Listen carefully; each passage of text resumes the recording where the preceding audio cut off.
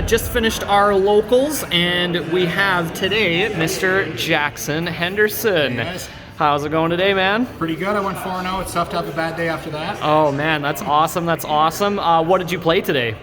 Today I played going second zombie Eldlich variant with a small branded engine as well. Oh, interesting. Okay, so you played the branded stuff in it. Yeah, works perfectly as a foolish burial for all the different zombie stuff. Yeah. Oh, nice, nice, awesome. What were your matchups today? So the first matchup was Heroes, which I took in 2. The next one would have been branded Tri-Brigade. Okay. And that was quite the battle. That was 1-1. It was super close match right at the very end. Nice, but yeah. I took it in 3. Nice. After that was Skull Servant. Oh, sorry, I'm blanking on the last one. No, it's all good. Red Eyes was the other one. Oh, gotcha. Okay, gotcha.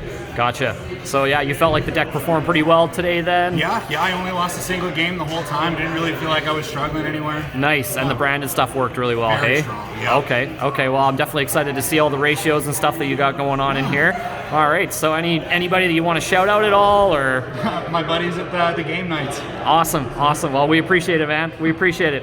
All right, let's go off into the profile. Let's see what you got going on here. So, for the most part, it's a pretty standard Eldlich engine. You know, you have your two Golden Lords, your 3 Conquistadors for the pops, 3 Scarlet Sanguines for the special summons. I go a little different. I only do 2 Hakeros. Sorry. No, it's all a little good. out of the way there. All good. And then I also run the this guy here as well. Oh, the Guardian. What battle allows me Okay. to do is to get over anything I can't normally battle over, like a Dragoon or something else that can't be targeted. Okay. There's nothing that has immunity to non-targeting attack reduction. Okay. So it lets me get over basically anything like that. Okay, nice. That's actually not bad. Yeah. The Cursed Outland as well. I find that it's a really good Ash magnet, so I can either keep going with the rest of my combos, or if you let me get it, then it's a free Eldlich on the field. Yep. Dump stuff to the graveyard.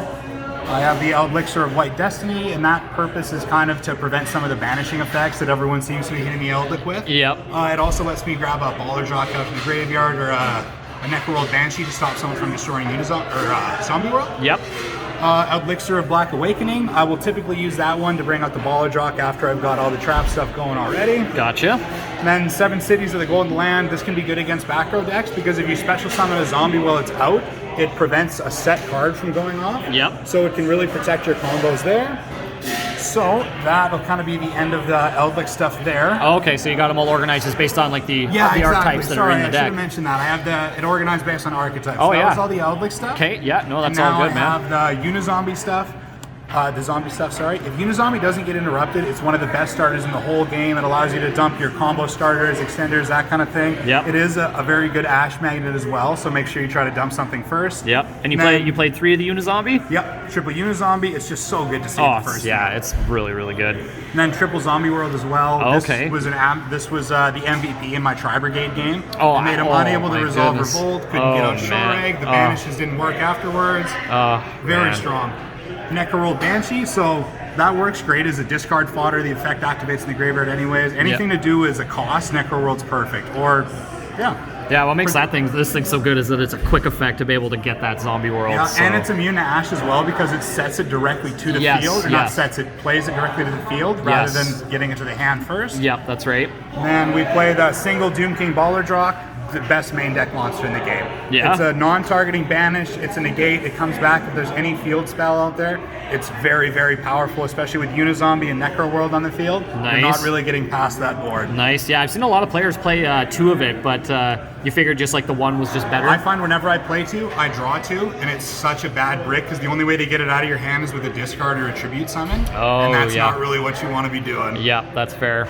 Okay, and then I have the Glow Up Bloom in there because he works great as a discard as well. If it's sent to the graveyard, I can add a level 5 or higher zombie monster, so that will be your Eldlich or your Doom Kings.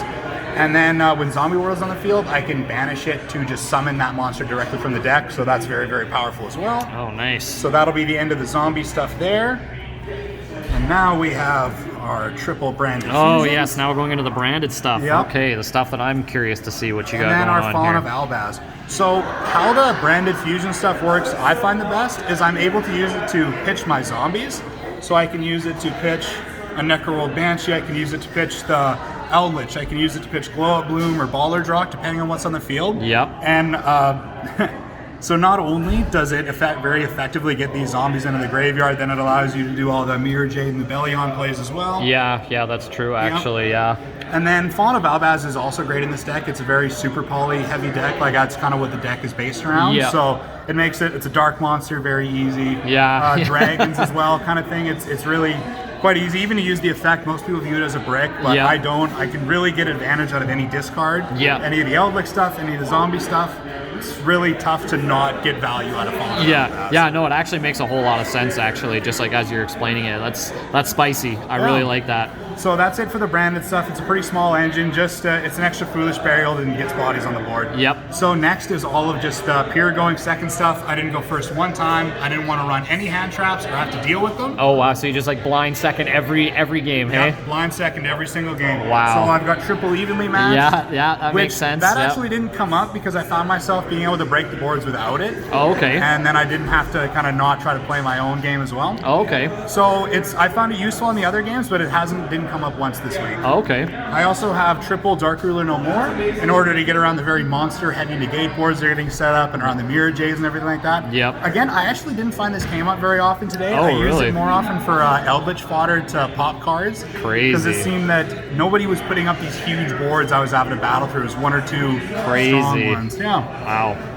And then this Super Poly, I had insane value out of this every single game. This card is amazing, this format. Like, this is it's just super poly format right now. Yeah, I was able to resolve it against every single opponent. I was getting rid of access code talkers would have prevented me from being OTK. Oh, man, it was very, very helpful.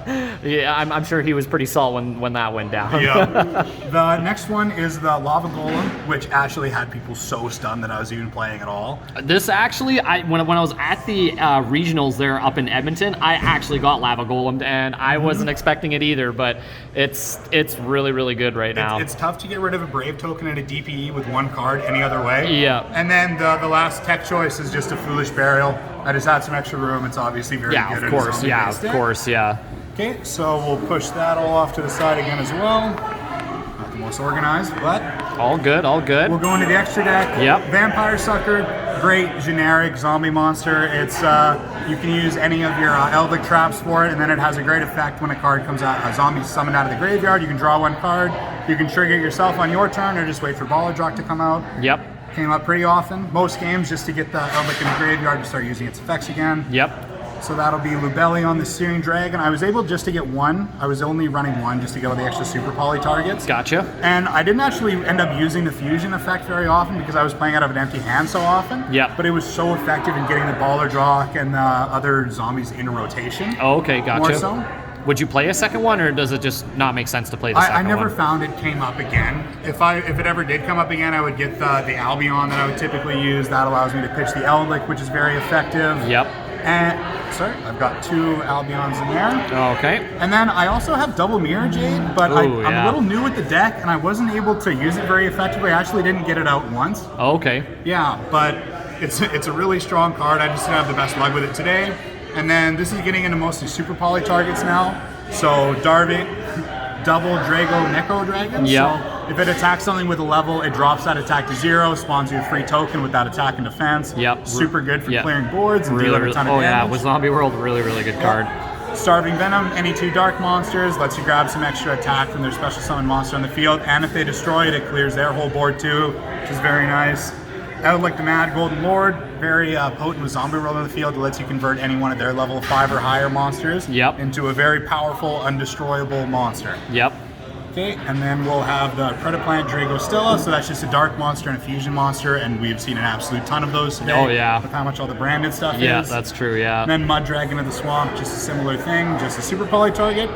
And then the last part of the extra deck is just the train package, so that'll be the Super Dreadnought Rail for the 2k burn. Yep. Overlay on top for the 6k attack, Yep. and then if they're somehow still alive, then you can overlay on top for Zeus. Oh, for the board Zeus, clear. yep. Again, the trains didn't come up. I find that whenever I've gotten 2 Eldlichs on the board, I've locked myself into zombies, but when they do go off, they go off really, really powerfully. Oh, very, very nice. What would you say was the MVP of the extra deck?